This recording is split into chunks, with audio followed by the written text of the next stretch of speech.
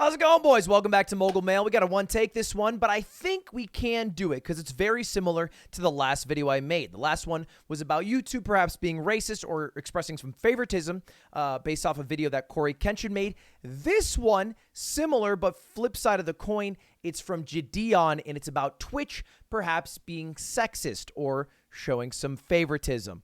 Now, what is the scoop for this? We got to go back to what kind of started me making all these drama YouTube, Twitch heavy base mogul mails a while back, the Gideon Pokemane thing. If you remember from that, it was Gideon.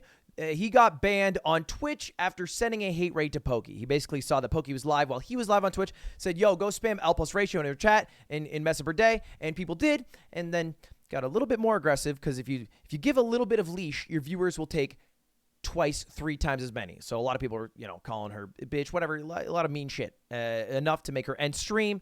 And then shortly after that, Gideon got banned. Pretty straightforward ban, all right? You do a hate raid, you're going to get banned. What was the problem was the aftermath of that. So the aftermath, Gideon went on a huge rant on Twitter, changed his profile picture to Pokemane without the makeup.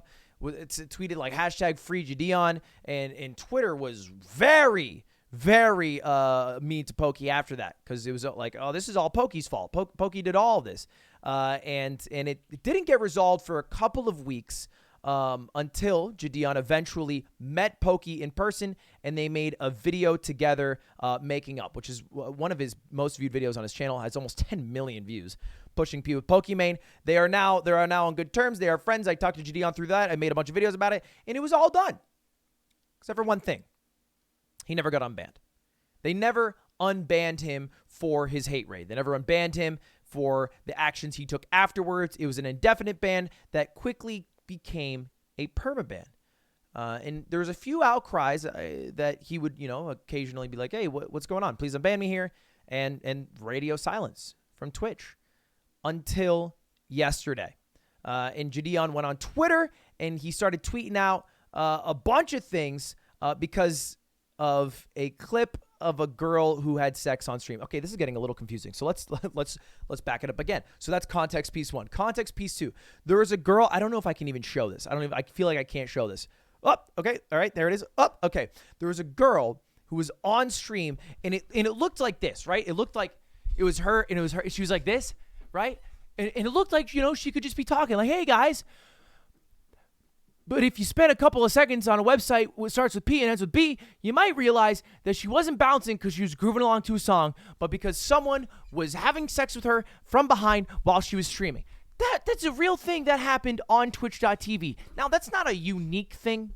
This happens a surprising amount on Twitch. There are a lot of women who even multi-stream from Chatterbait to Twitch. And it'll be like, waist up, all business, fun. Hey, I'm just streaming here. Waist down, go to my Chatterbait. Uh-oh, I'm a little naughty. And it's like, it baits people into spending money for porn where otherwise they would not have to pay. It's basically the thing. And so that's a thing. And so this is not a new thing, but this person was having sex on Twitch and she got banned. And as Gideon quite emphatically pointed out, she got banned for 7 days. Just 7 days. Now, I've never been banned for my time on Twitch, but 7 days, pretty short for having sex on stream, which is very clearly against terms of service. There are people like Amaranth and Indie Fox back in the day who would skirt the terms of service of what was and was not allowed. They were clearly always riding a line for like how promiscuous they could get so they could attract as many viewers as possible while not getting deplatformed by Twitch. This isn't that. This is sex on stream. You can watch a clip if you want. It is blatant. You can see it through the reflection of the window. All right, it's not even subtle. So 7 days, a little bit under, and it reignited Gideon in his flame for why he got banned, and it also got a lot of traction. I mean, you can see 231,000 views. He went on a whole entire rant on Twitter. Hashtag Twitch is sexist, and then today made a video called Twitch Sexist and Favoritism. And he posted it on his main channel, right? His main channel is generally known for like prank videos, things like that. He posts this on the main channel that has 5.77 million subscribers. It is number 2 trending for gaming. It was number 1 trending earlier. It's getting a lot of heat behind it. So much that hashtag Twitch Respond is trending on Twitter with 41,000 tweets. I mean, you can see him Twitch in 2022. And it's like, okay. That's a joke because Narcissa tweeted that she was going to shoot the Twitch headquarters, got banned for a month for that, and is now back. And this person had sex on stream, got banned for a week for that. This person got banned for showing their full vagina, I believe, got banned for 3 days to a week. And then it's Jadion, who cannot pass because what did he do? Did a hate raid that has now been resolved.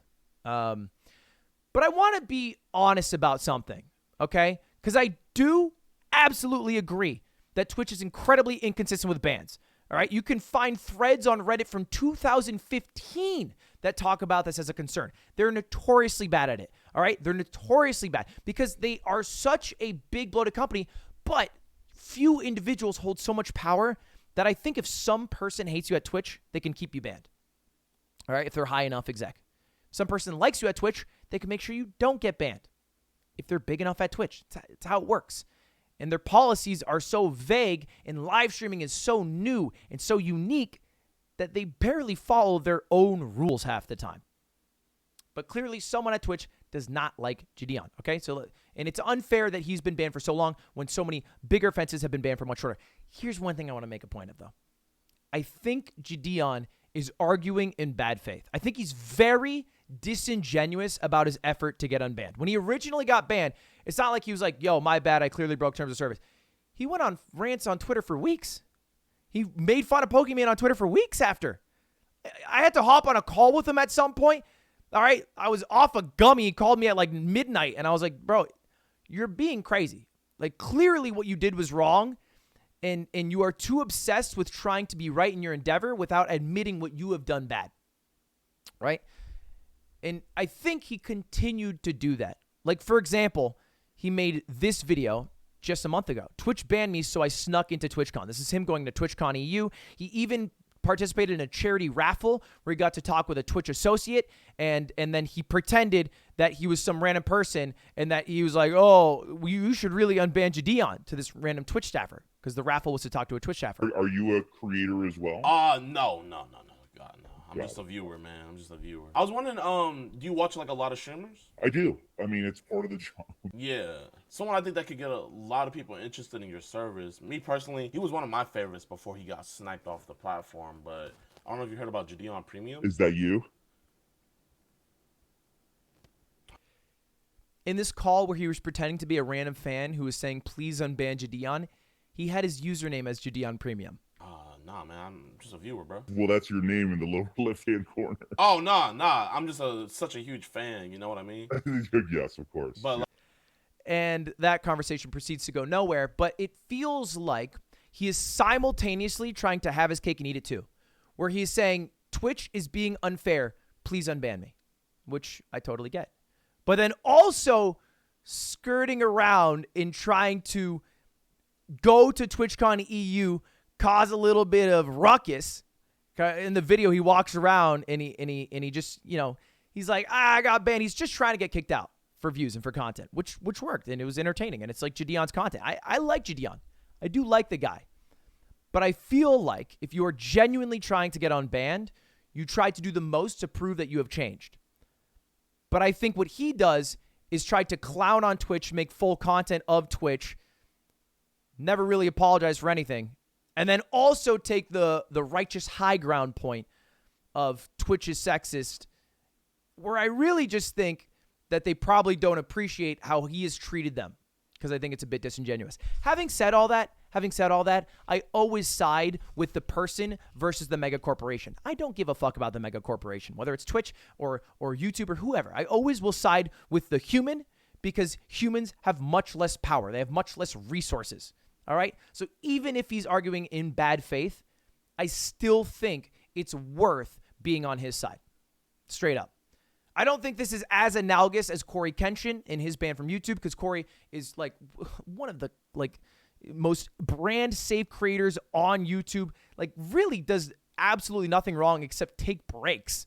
And then for whatever reason gets in trouble. Gideon is a troublemaker. He just is. That's it. And that's his content. That's why people love him. It's because he's willing to be a troublemaker where everyone else is a little uptight, right? He's willing to get into a line for Tommy Innit, pretend to be a huge Tommy Innit fan, to like half clown on Tommy, half make content.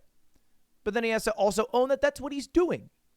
It's not trying to be nice and trying to get along with everyone. It's never been his thing, even though he is pretty good at getting along with people. So anyway, it's trending all over Twitter, and it seems to not be slowing down at all. I think he even tweeted out yesterday. I can't find the tweet. I think he deleted it. That Twitch tried to remove the hashtag, which I fully believe they might have the power to do so. I could believe that. I will say on an ending anecdote, I remember one time on Twitch, I was watching media share videos, trying to make me laugh. Donate a video. If I laugh, I lose, whatever. And one of the videos came up, had like a bunch of cowboys slapping their ass bare nude, mimicking the sound of like a motorcycle engine revving up. Really funny video. I laughed instantly. But you can't show a naked butt. And so I was meant to get banned for 3 days.